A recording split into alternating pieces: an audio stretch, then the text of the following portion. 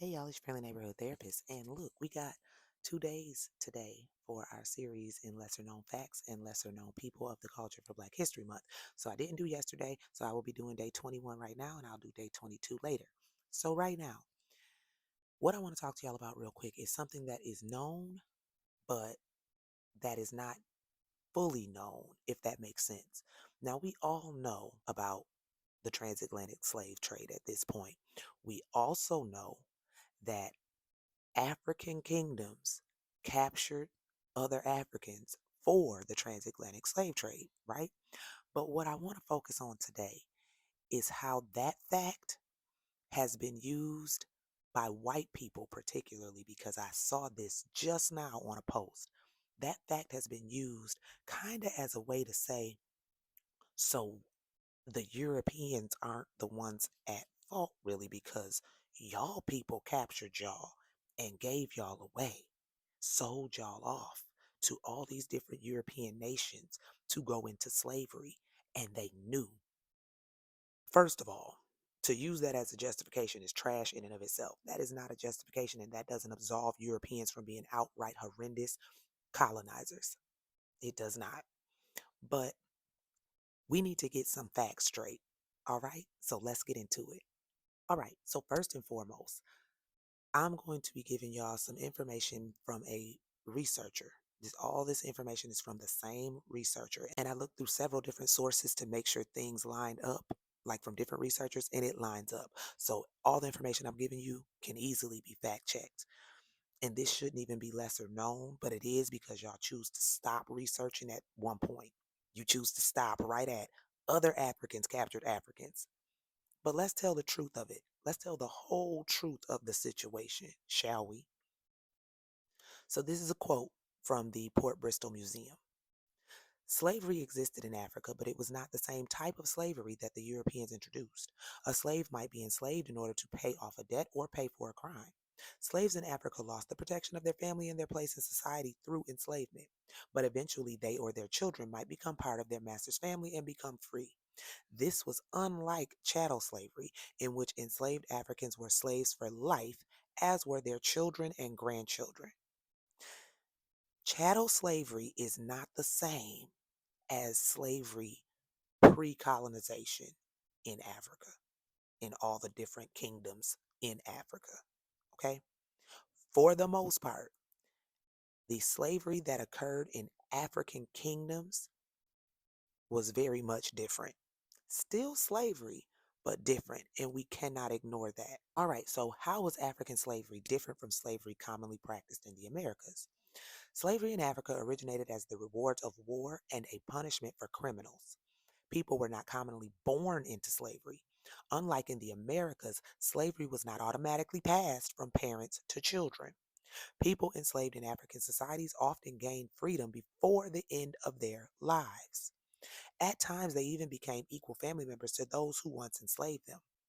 Chattel slavery regarded humans as a movable article of personal property, likened to a commodity to be used up or traded away. African people abducted by Europeans were considered property that could be bought, sold, traded, or inherited, as well as abused, branded, bred, exploited, or killed as their masters saw fit. Whereas those enslaved in African societies were still seen and valued as human beings. Three-fifths.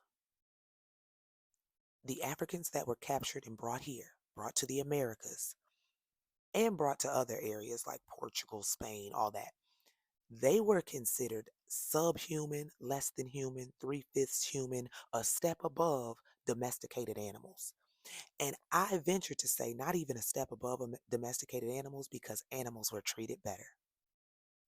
The animals were treated better. So that is a major difference. If in my society I capture people either in war or due to their own crimes and enslave them to pay for those crimes or as a casualty of war, it is very much different if I still see them as human and treat them as such. Like you working, but I'm not treating you like you are less than human.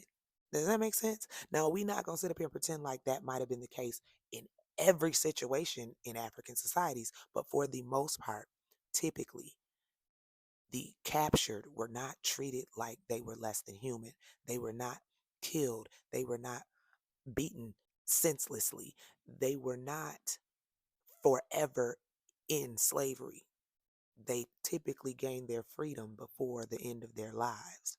Their children were not automatically slaves. You see how that's different?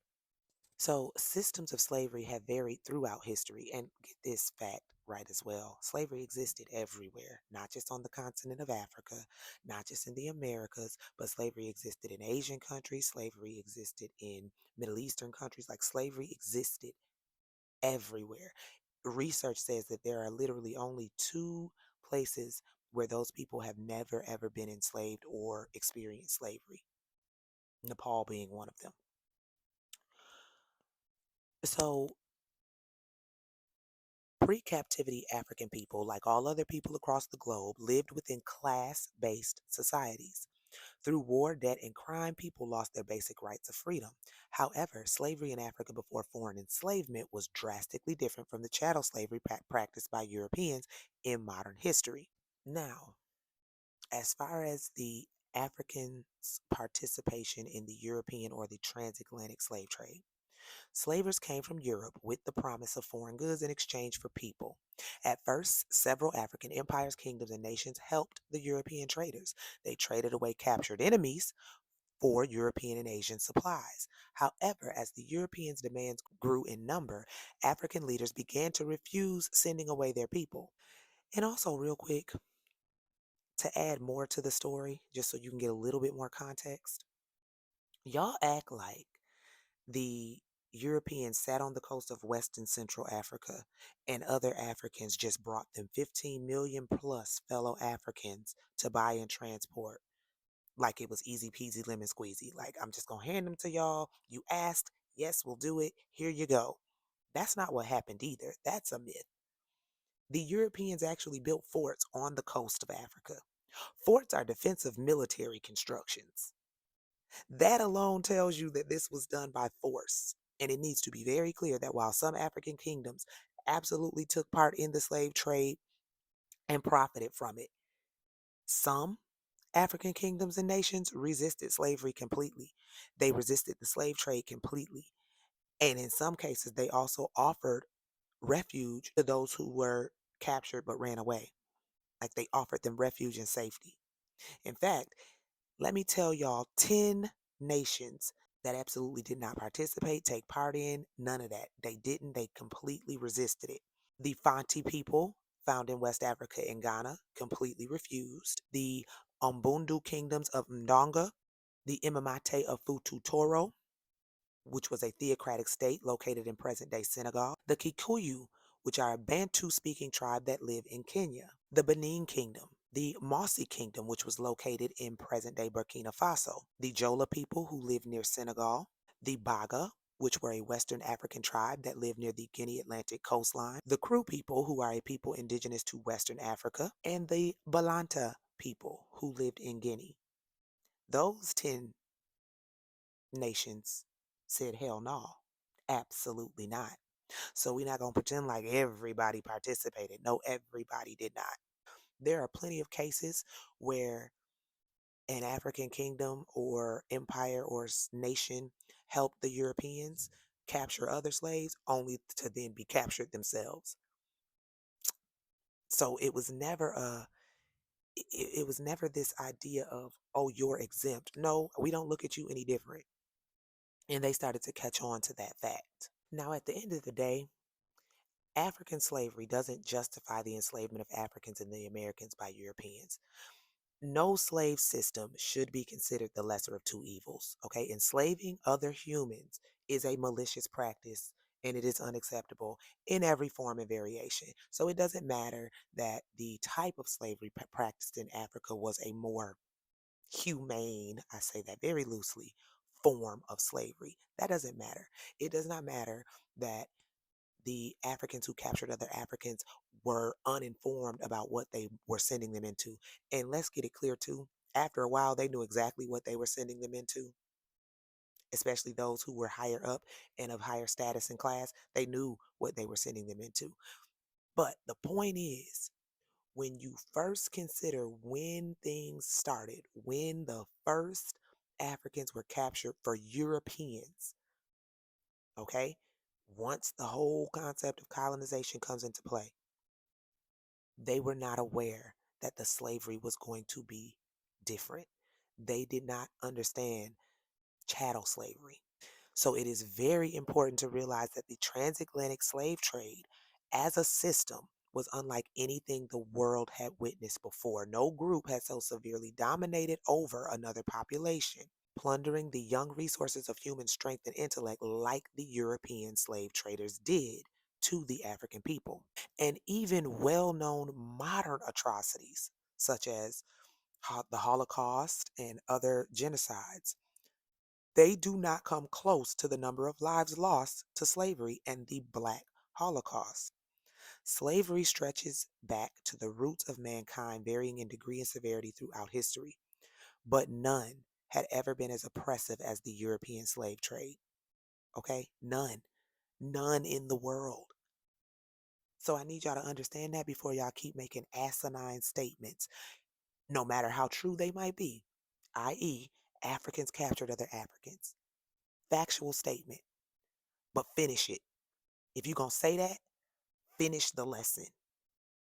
They did not realize initially that the type of slavery they were sending those other Africans into was different from their own.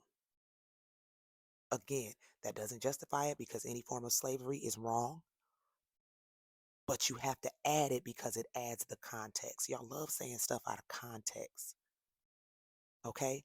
And I'm still trying to figure out what point y'all be trying to make. Like, we talk about slavery and how bad the European colonizers were, and they were the worst of the worst. There is nothing in history worse than the transatlantic slave trade, colonization, and chattel slavery. There is nothing worse.